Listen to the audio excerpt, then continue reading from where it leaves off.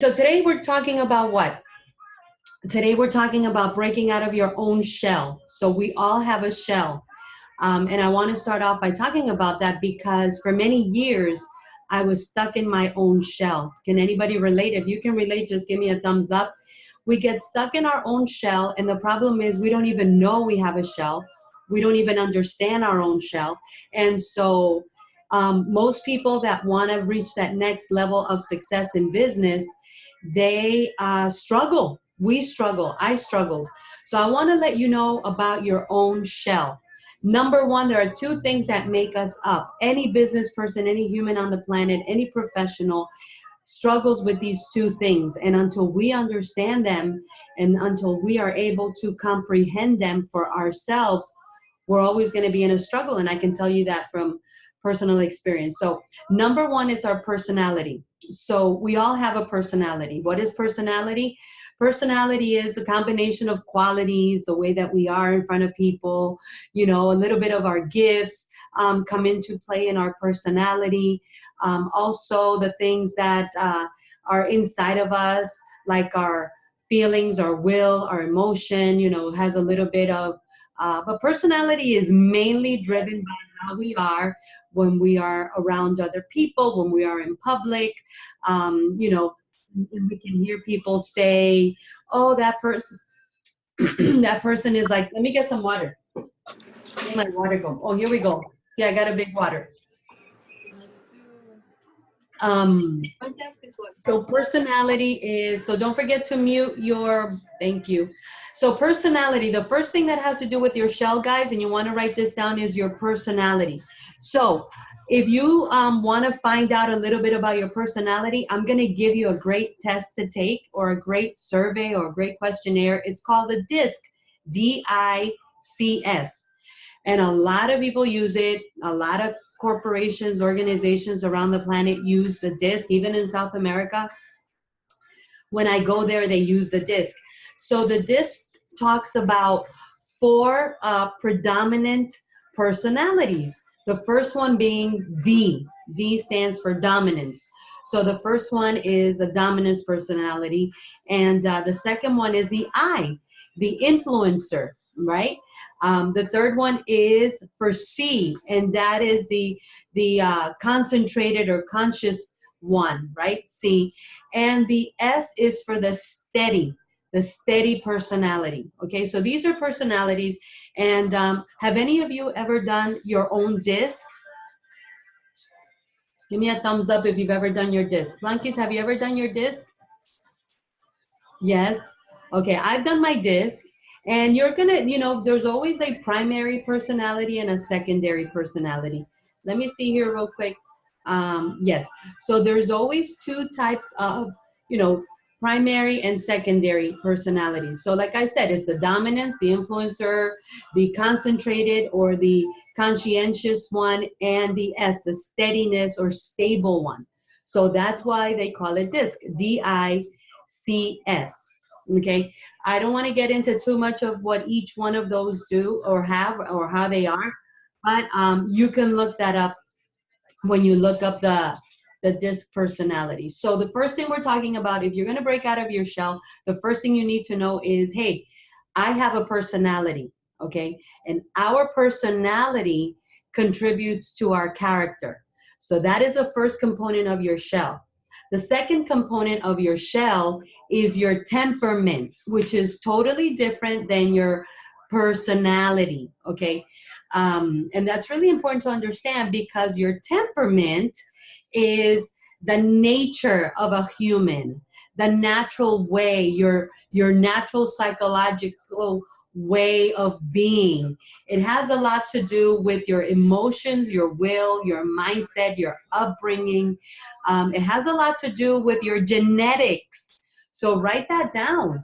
Maybe you and I are like our parents or our aunts and uncles, or like a, second or third cousin, or like our grandparents, so psychologically speaking, the other part of our shell is made up of our temperament. So I just gave you two really important things. And which one is more important to dominate? Which one do you think? Because this is a question you have to ask yourself if you're going to talk about breaking out of your own shell. So number one, see, your temperament is so ingrained in you because it has to do with your genetics. You inherited a temperament from someone in your family. It's in your genes. Then you were programmed, by your upbringing, your environment, the circumstances, the good, the bad, the ugly of when you were growing up. Then that continues to be engraved as now you're growing up and you have your own will that you start to exercise. You have a lot of your emotions in there. You have a lot of your core, your psychological self. You have a whole bunch of your subconscious and a little bit of your conscious in your temperament. So imagine you breaking out of your shell, and all the work that has to be done for you to break out of your shell. So you've got your personality and then you've got your temperament. But your temperament is really deep, okay? Your temperament is really, really deep. So you want to write those two things down. And I want you to start thinking, hey, we can all be charming, we can all be charismatic, we can all be really nice, we can all, put on our best performance when need be. So I think all of us in general, we in business or whatever position you play, we all tend to have a pretty good personality, especially when we're in front of people. But the hardest part of breaking out of your shell is the temperament, because the temperament is engraved in your subconscious. So I'm going to give you, and this is going to be really interesting. I mean, we're only going to do about 20 minutes of this, but I've taught this before, and it's because I've taught it because I have studied it and I have implemented it and I have done it and it has worked.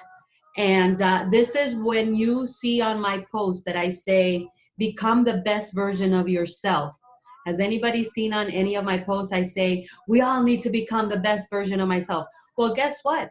It's because I'm working on doing that, So by no means have I reached perfection. I think that we are all going to die reaching and striving for that stature of the best version of ourselves. But my God, it's so much better to at least start. Don't you think? Give me a smile, guys. Everybody turned off their videos. What happened? This is Zoom. We're supposed to be looking at each other, smiling at each other. Look at Jeff. I like that, Jeff. And maybe once, we've done this Zoom for a little while, we can even do some collaborative stuff, like when you start trying this stuff that I share. So let me tell you a little story.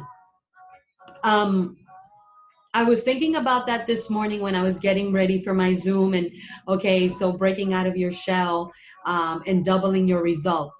And I remembered how much I have had to struggle, how much I have had to struggle in my business, in my professional life, in my personal life. It just brought to my forefront, I guess somewhere my subconscious, it knows what I've been through. But it came to my mind, man, it hasn't been easy for me. I've had to struggle so much. Why have I had so much struggle? Because you hear some people talk about, oh my God, their success and it came so easy, and they reached it so quickly, and they're living such an amazing life. And I had that profound thought. I had that profound moment of meditation. Why has it been so hard for me? Why have I struggled so much? Like, my goodness. And then something within me gave me the answer. How many of you want to hear the answer? You got to give me a thumbs up and a smile if you want me to give you the answer. Something gave me the answer, and I believe that is why we're doing what we're doing here today. So here's the answer. If it would have been easy, anybody would be able to do it. If it would have been easy, I would not have taken the path that I had to take to really bring forth the changes and the personal, mental, emotional, psychological, mindset, will, transformation that I've had to go through to really become what I say now is the best version of what I've ever been. So let me break that down for you again. If it would have been easy for me, then I wouldn't have the privilege to be sharing my life lessons with all you guys. You know, I had to go through it. I had to pay the price. I had to become aware of it. I had to become a student of it. I had to become a constant learner of it. I had to fall. I had to get up so that now I can come to you and tell you, hey guys, this is how you break out of your shell and you reach double results. Okay, this is how you do it. So number one, to recap, because I know a lot of new people jumped on, we have, let me just read this here. We have the first part of our shell, which is our personality. Our personality is a combination of our qualities, our skills, a little bit of our gifts. It's the way we are around people. That's our personality. Oh, but the second part, that is the hard shell. That is like the shell on the rhinoceros or whatever, the rhino, or on the turtle. That is like the steel part of us, and that is the temperament. Why? Because it's made up of all that stuff that I told you earlier. So I'm going to tell you the 4 types of temperaments, and you can write them down, because not only take the disc to find out your personality, but you need to start studying about your temperament. And there's 4 temperaments. Number 1 is the choleric.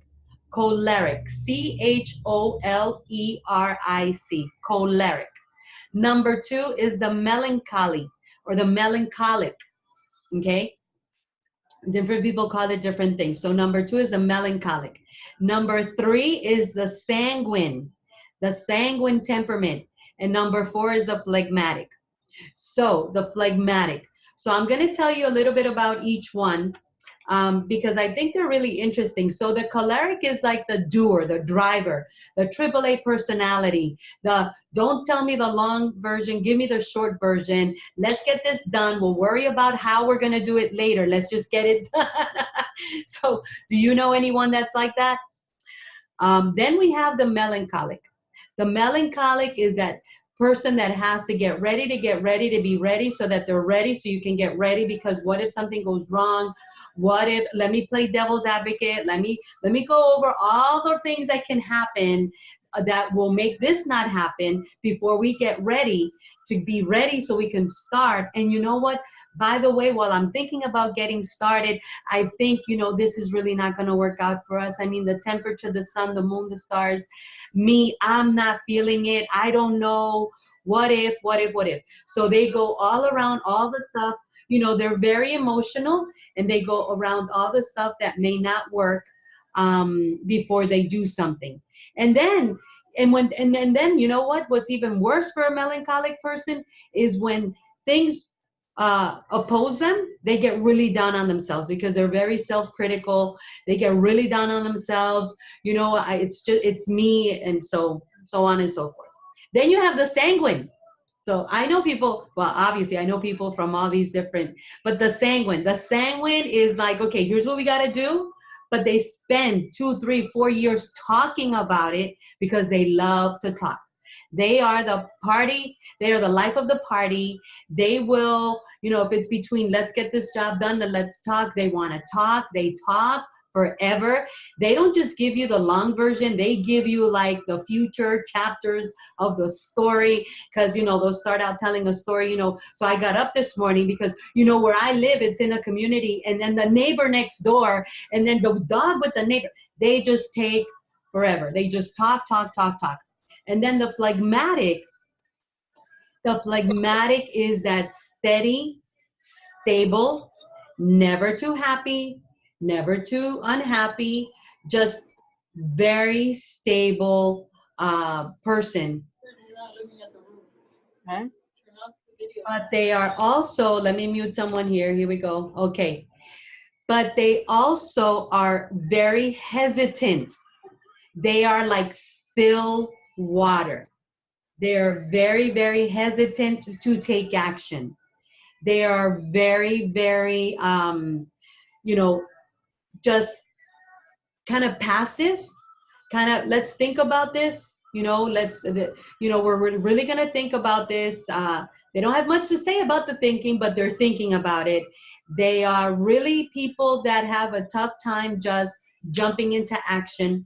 And in reality, the thing about the phlegmatic is that they never really get ahead to reach their highest and best potential because they're very, very, very, uh, thoughtful in before they take an action. They're really kind of insecure. Inside of them, they're insecure. So you've got the choleric, you've got the melancholic, you've got the sanguine, and you've got the phlegmatic.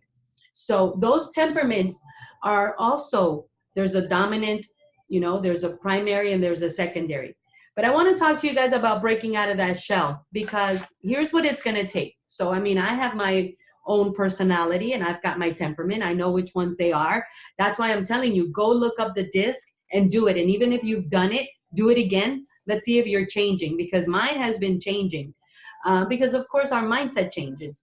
And so go and look up the 4 temperaments. And there's also some analysis you can take to find out your temperaments. Here's what I need to tell you though, because this is important for you to know. And I wrote down some things that you want to know. If you're going to break out of your shell, here's what you need to realize. 90% of your thoughts are never going to change. 90% of our thoughts don't change. They don't change. 90% of our thoughts remain the same unless we decide to start doing things to change them. You also need to know that your future, guys, because I know I told you, okay, break out of your shell. I told you what your shell is made up of. And I also gave you a promise. I said, you can double your results. But here's the truth, guys. Your future is in your past. So you have to study your past. You have to study the last 6 months of your life. The last 6 months of your life. You got to study that. No one can make us succeed. I can't make you succeed. No one made me succeed. It was my own will and determination of wanting to create the moments and the conditions that I felt I deserved. So let me say that again. What does that sound like? No one can make us succeed. No one can change us. There's only one person on the planet that can change us. And that person is sitting or standing where you are. That person is you. There's only one person. But you can decide to have better conditions, better results. You can decide to move forward. You can decide to change your thoughts. Because remember, 90% of our thoughts are never going to change. They're going to remain the same. They're ingrained in our subconscious. And I wanted to share with you an exercise that I think all of you should do. Because here's something I even found in the last 3 months, that I was trying too hard. Because sometimes you get, especially if you're a person like me, that I'm a driver, I'm driven, I'm relentless, I'm persistent, I'm a doer. I am a racehorse. Once I know where I'm going, listen, like a locomotive, there's no stopping me. But here's what I also realized, that I'm not any of those. I'm a human, and I needed to shift a little. And so I needed to really start learning about something called the flow concept. So you want to write that down.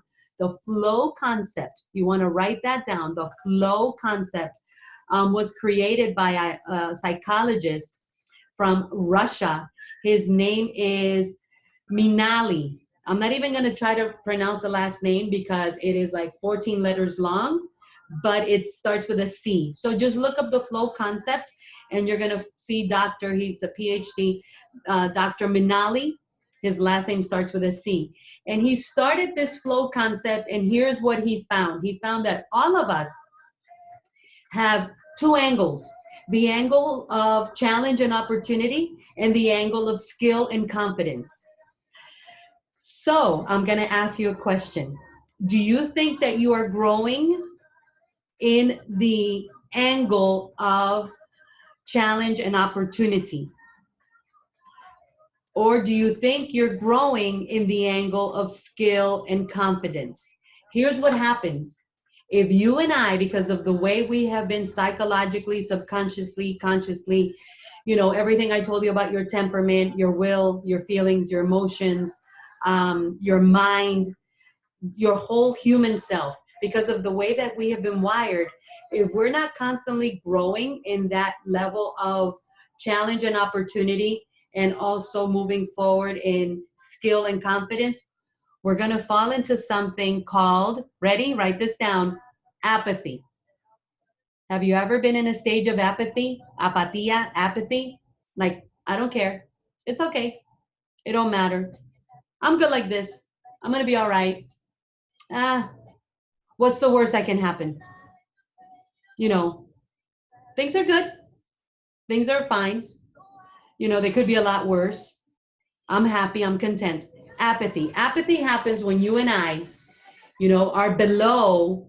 So we're performing below the level of our skill and confidence, and we're not pushing up into further challenge and opportunity. That's what happens. So I'm going to close it off with this. If you want to break out of your shell, now you know what the shell is made up of. Now you know where to go and assess yourself. What's my disc? What's my temperament? Now you know where you are. Are you in apathy? Are you growing? I'll leave you with the final round of what I want to tell you, how you're gonna, because here's what happens when you're skillful, but you're at the bottom part of your challenge and opportunity, you also fall into boredom. And I think a lot of people in business that either fall below boredom into apathy or are at boredom, you're not reaching your highest results. You're just like existing, Monday through Friday or Monday through Monday. It doesn't really matter. You're not on fire. You're not passionate. You're not persevering. You're not in your, here's the word I want to give you, because this is what the flow concept is all about. You're not in your bliss. BLISS. There is a point of bliss that you and I have. That point of bliss is what Dr. Manali calls flow. So in the last couple of weeks, I have made it a responsibility of mine to look for things that take me into my flow. That means that I take my skill and my confidence all the way to the edge, and then I take my challenge and opportunity all the way to the top, as far as I can go, and you enter bliss. That's how you break out of your shell. That's how you double your results. And you make sure you are having FUN, fun, while you're doing it. So guys, I'm telling you, this stuff is magical. It's supernatural. It has people, if you want to know how I do what I do right now in this moment, because like I said to you earlier, one of the first thoughts I had this morning is, why has it been such a struggle for me? Why has my career and my business been such a huge struggle? And I gave you the answer that came to my heart, my soul, my mind. It was because you needed to learn all this stuff. You needed to go through all this stuff to become aware of it, to become a student of it, to implement it so you can execute it. And that's why I share this with you guys, because this is not a book I'm reading. I got all kinds of notes on my desk. And my journals are filled with this. My study book is filled with this. My notepads are filled with this. This is stuff that I do so I can share it with you. I can break it down. And this is how you get to live in bliss. This is how you get to live in flow. It's not that it's going to get easier. It's that you're going to push. Because here's the thing. There's only 2 arenas any business person can be in. And I want you to write this down. I actually want you to take and draw a line, a vertical and a horizontal line on the top. The first arena is where everybody should be, where everybody needs to be. It's called growing in your skills, pushing your will, and moving in perseverance.